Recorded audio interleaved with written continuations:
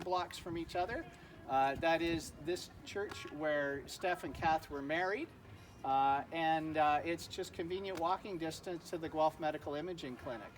So we're going to go take a little walk down that direction and have a rest stop on in the park across the street from the clinic, and maybe make a little noise across the street while we're resting. And then we'll take a loop around that area and make ourselves visible, come back to the park for another little rest stop across from the clinic, maybe make a little bit more noise, take another loop around, and we'll just keep doing that until just before 3 o'clock, and then we'll come back here. If you need to spell off early, go ahead, but we'll be taking lots of rest stops. I'm going to read from some prepared words because of the nature of this situation. I'm going to be choosing my words carefully. So, oops, didn't mean to turn up the tunes. Last time I spoke to the media at last summer's protest in August about this situation, I received a phone call from Mr. Mondell, the owner of the Guelph Medical Imaging Clinic, a few days later. He tracked me down. And the phone call, I won't go into the content of it, I will simply say that it left me deeply upset. So, as I said, I'm going to choose my words carefully as we are dealing with a man who has demonstrated his willingness to sue people for outrageous sums of money when he feels affronted. The Guelph Medical Imaging Clinic Twitter account some time ago posted 2 tweets which a local woman found offensive. One of those tweets used a term for transgender individuals that has been recognized by Ontario's Human Rights Tribunal as an offensive derogatory slur. The other tweet accused Prime Minister Justin Trudeau of defiling the Canadian flag because he was marching in a pride event displaying a flag identical to the one on my shirt, which is precisely why I've chosen to wear this shirt today. These tweets were made in the public arena. A local woman, Ms. Stephanie Evans-Bitten, took offense at these tweets and retweeted them during Pride Month in 2021 last summer with her own commentary about the tweets.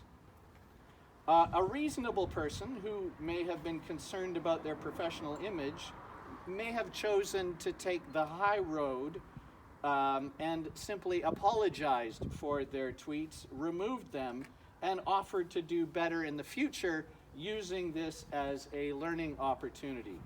Instead, the owner of the clinic attacked back with a $6 million defamation lawsuit, not just against Ms. Evans-Bitten, but also against her wife and 2 others who were not involved in the Twitter exchange.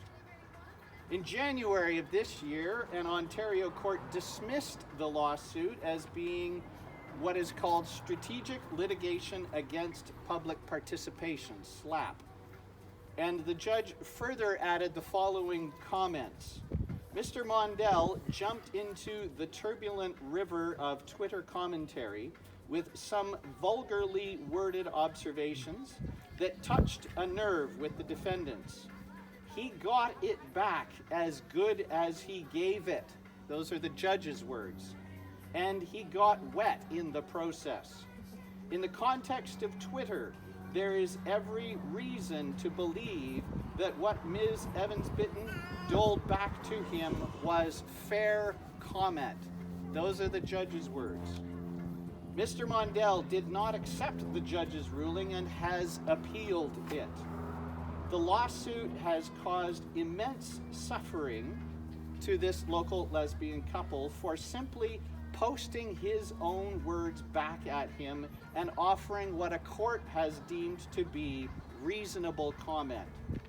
All because one man with a fragile ego is too big to apologize, and he has the means to do what he's doing.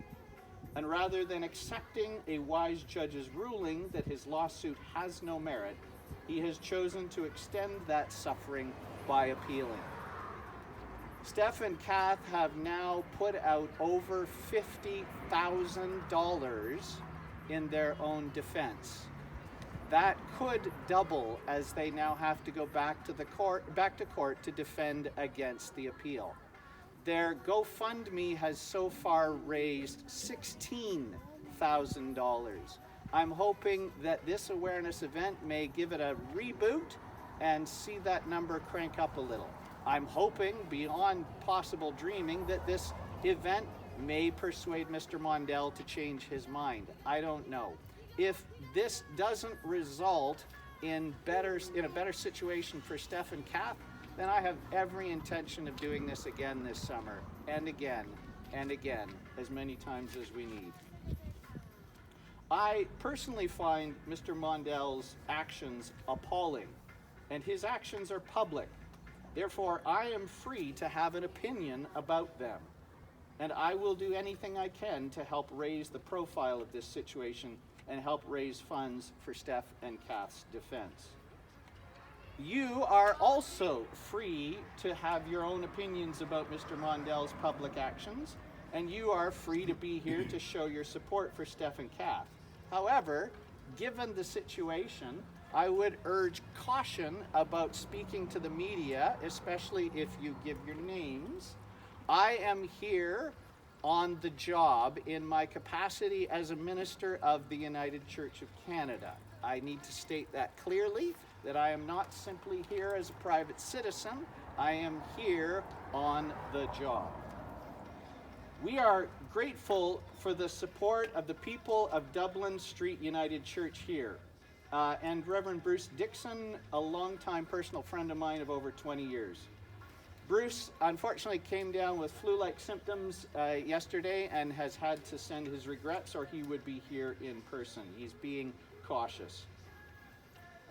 Would like to thank also my home congregation of St. James United Church in Waterdown, where I serve, for their support of this event. I would like to thank the Affirm Network of the United Church of Canada for their support of this event. I would like to thank the Reanimate Network of the Presbyterian Church in Canada for their support of this event. I would like to thank Free Mom Hugs of Southern Ontario for their publicity and support of this event.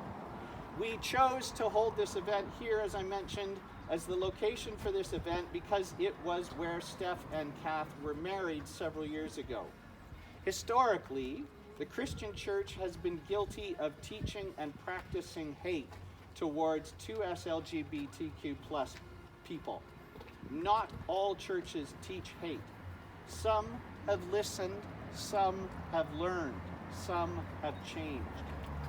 As a Christian pastor, standing on the grounds of a Christian church that welcomes all people of the rainbow spectrum as full sisters and brothers, I affirm that all people are created in the image of God.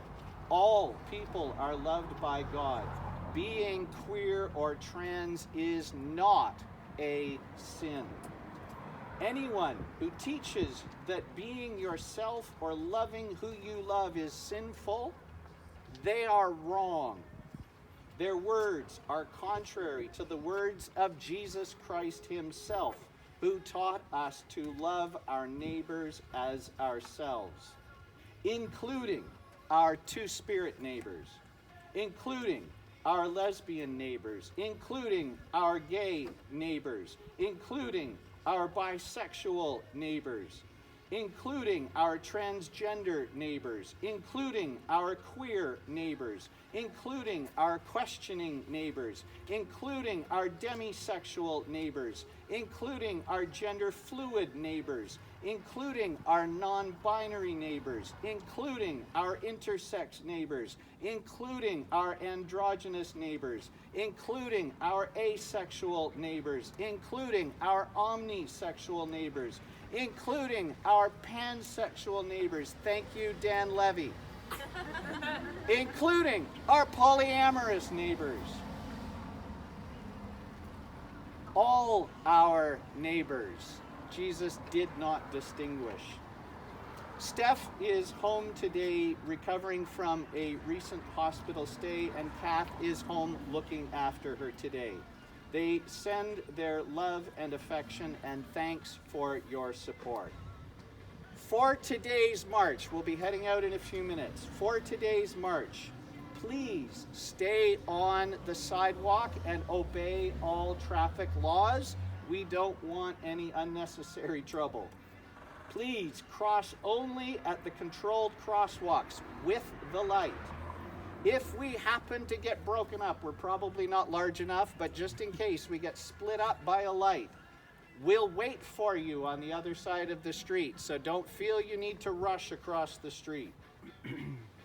We will be walking from here to Goldie Mill Park for a rest stop, which just happens to be directly across the street from the Guelph Medical Imaging Clinic. Please do not go onto the grounds of the Guelph Medical Imaging Clinic. Please stay on the opposite side of the street. We again don't want to cause trouble.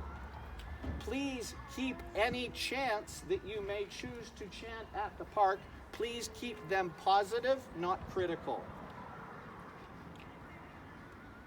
Enjoy the music. Have a dance at the park. Then we'll do a loop around to Woolwich and back to the park for another rest stop at the park. And we'll keep doing that as many times as we can until we get close to 3 o'clock. And we will return here by 3 o'clock so you can head home. Again, if you need to leave early, please feel free to do so at any time.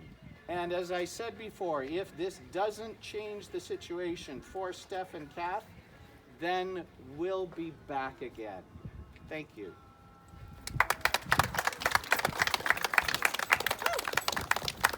Anybody have any questions before we head out? We'll head out in about 2 minutes.